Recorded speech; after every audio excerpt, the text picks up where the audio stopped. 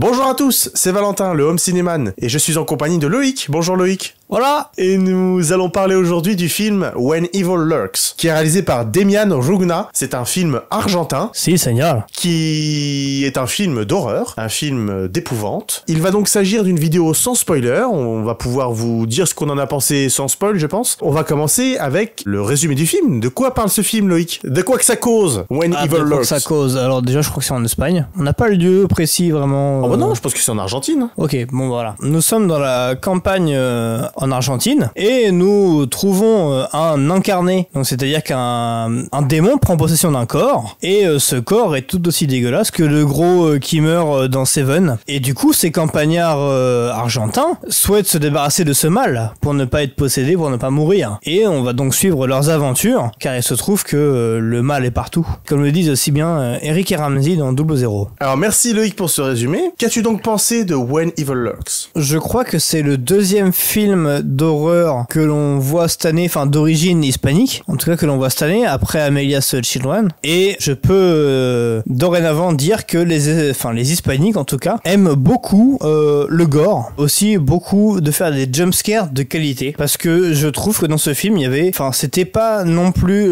50 jumpscares dedans, mais quand ils étaient là, ils étaient bons, toi, ils étaient là au bon moment. Il y avait des jumpscares dans le film? Enfin des petits moments surprenants quoi, plutôt, enfin où ça te surprend, tu sursautes un petit peu, où c'est léger. Ah ouais, moi j'ai pas... Non, moi je sais qu'il y a des moments où j'ai noté un petit peu de... Ça te surprend un peu quoi. Ouais, des jumpscares quoi, mais j'ai pas noté des jumpscares moi. Mais bon. Moi je notais peut-être, genre un petit peu, genre prends moins d'une dizaine. Mais c'était suffisant, tu vois. Ils aiment beaucoup ce genre de truc un peu possession, etc. Ce qui est efficace en soi. Pour moi c'était un plutôt bon film d'horreur. C'était assez gore, c'était assez sanglant, hein, évidemment. C'était aussi psychologique. Et puis ouais, c'était vraiment plutôt pas mal. C'était pour moi un bon film d'horreur argentin. Et toi Valentin, que tu penses de ce film? Moi je suis d'accord avec toi, j'ai beaucoup aimé et je l'attendais beaucoup parce que j'avais vu énormément de bons retours sur le film. Il avait été remarqué à un festival de films fantastiques, je ne sais plus exactement lequel, mais il avait été remarqué à un festival où il avait fait sensation et donc il avait eu beaucoup de bons retours. Logiquement, j'attendais ce film avec impatience et force est de constater que moi j'ai été satisfait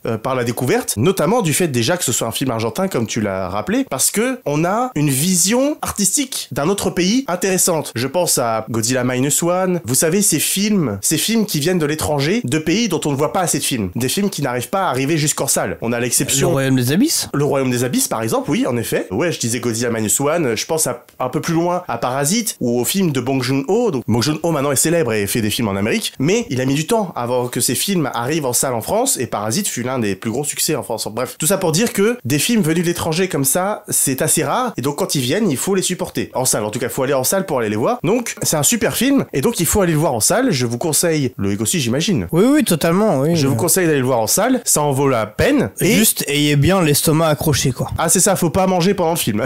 Ni avant non plus, faut manger après. Et encore si vous avez encore faim. C'est un peu dégueu. Pour rentrer plus dans le détail, voilà, il y a le fait que ce soit un film argentin et ça se ressent aussi dans le film. Le film aborde, toujours sans spoil, hein, le film aborde la question de la ruralité parce que on suit deux personnages qui vivent à la campagne. Enfin en tout cas, ouais, c'est des fermiers en fait. Ouais, des fermiers. Alors du coup, il y a la vision de la ville et de la campagne dans le film.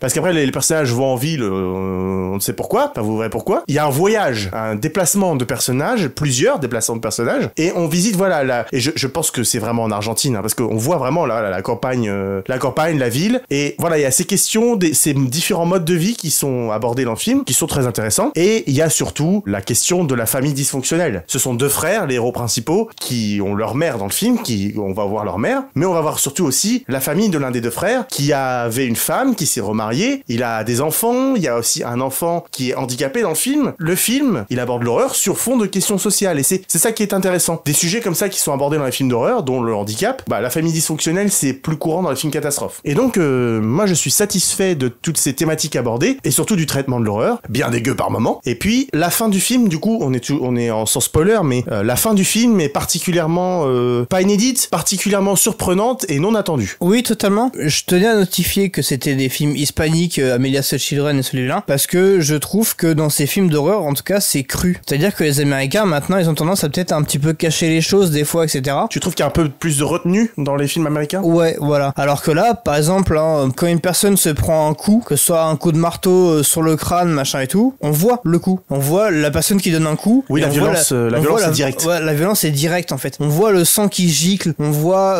la traînée de sang, etc. On voit l'impact que ça a. Oui. En fait, on voit l'action et le résultat directement. C'est pas juste que là, je prends un exemple totalement différent du cinéma parce que c'est de l'animation. Il y a beaucoup d'animés où c'est censuré. Un animé en particulier, je m'éloigne un petit peu, mais c'est par rapport à la censure, au fait que ça soit caché, genre de violence. En fait, c'est par exemple, il y a un animé où en fait, dès que ça saigne, en fait, ça passe en noir et blanc. Alors que tout l'animé est en couleur là normalement, et d'un coup, dès que ça saigne beaucoup, ça passe en noir et blanc pour censurer un petit peu. Et là, pour le coup, il n'y a pas ce genre-là. C'est totalement gratuit. La violence est gratuite, les insultes sont gratuites. Je ne sais pas, hein, c'est mon avis, mon ressenti. Après, c'est que le deuxième film que je vois d'horreur comme ça, mais je pense que c'est peut-être leur manière aussi de voir les choses dans les films d'horreur. Et c'est ce qui fait aussi, je pense, le charme du film, d'avoir cette violence gratuite et ce gore. Ils n'hésitent pas à aller dans le repoussant et à la limite de te faire vomir en fait. Et c'est ce que j'ai apprécié dans le film. La violence est exacerbée en effet, mais t'as pas besoin d'aller chercher dans l'anime japonais. Rien que dans les films américains ou français, le puritanisme est assez présent, voire trop présent dans certains cas. Donc pas besoin d'aller chercher bien loin.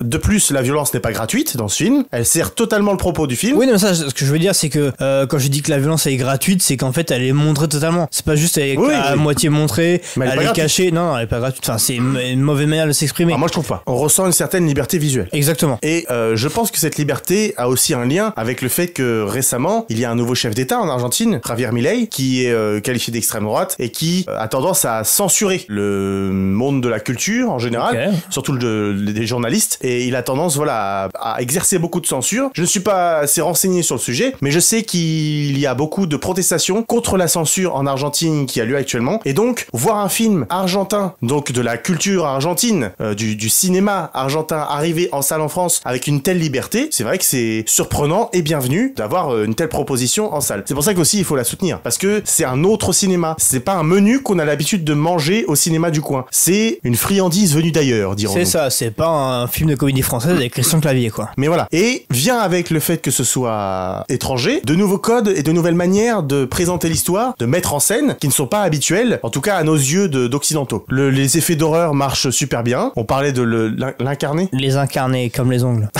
On parlait des incarnés, voilà, qui sont dans les effets practical, super bien exécutés, je trouve. Et puis, voilà, toute la thématique autour de la famille du héros, comme j'évoquais l'enfant qui est handicapé au début de la vidéo. Il n'est pas présent dans le film, juste pour dire, voyez, on a mis un enfant handicapé là dans le coin.